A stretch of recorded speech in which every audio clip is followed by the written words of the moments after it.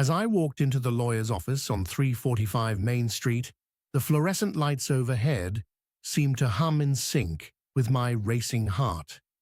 My wife Rachel and I were here to settle her recently deceased father's estate. The lawyer, Mr. Jenkins, greeted us with a somber smile and began explaining the will. Everything seemed normal until he mentioned that Rachel's father had left a strange condition. We had to stay together for exactly 1 year after his death, or the entire inheritance would be donated to charity. Rachel's eyes met mine, filled with a mix of confusion and concern. I felt a shiver run down my spine as Mr. Jenkins handed us a thick envelope with more details. As we stood to leave, I noticed the office door was slightly ajar. Part 2 is coming. Follow so you do not miss it. If you are just joining, go back and watch Part 1 first. You need the full picture. Remember the office door I told you about? It was slightly ajar now. I pushed it open, calling out to see if anyone was there. The response was silence. Rachel tugged my arm, urging me to leave, but I stepped into the hallway, my eyes scanning for any sign of life. The corridor was empty and dimly lit. I turned back to Rachel, who was now studying the contents of the envelope. Her expression turned from puzzlement to alarm as she read something on the paper. "What's wrong?" I asked, but she just shook her head, her eyes fixed on the words. Suddenly, she gasped. "It says here we can't split any bills either."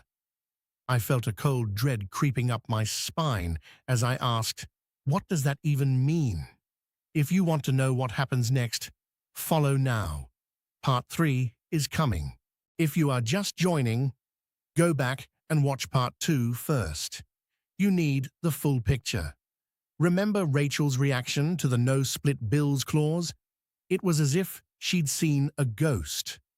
We left the office in a daze, the city's sounds muffled by our unease. At home, I tried to rationalize the condition, thinking it was just her father's eccentricity. But as we went about our day, strange things began to happen. Our bank accounts were merged, our credit cards linked, and every attempt to separate our finances was met with an error message. It was as if an invisible force was enforcing the will's conditions. Rachel's fear was palpable, and I couldn't shake off the feeling that we were being watched. As night fell, I heard a faint whisper in the darkness. "You shouldn't have come here. Part 4 is coming. Follow so you do not miss it." Welcome back. If you remember where we left off, things were about to get much worse. Remember that whisper in the darkness? It sent chills down my spine.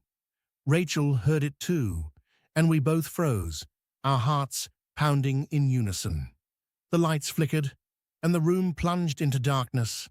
We huddled together, waiting for the power to return. When it did, the room was spotless, but our dining table was set for one.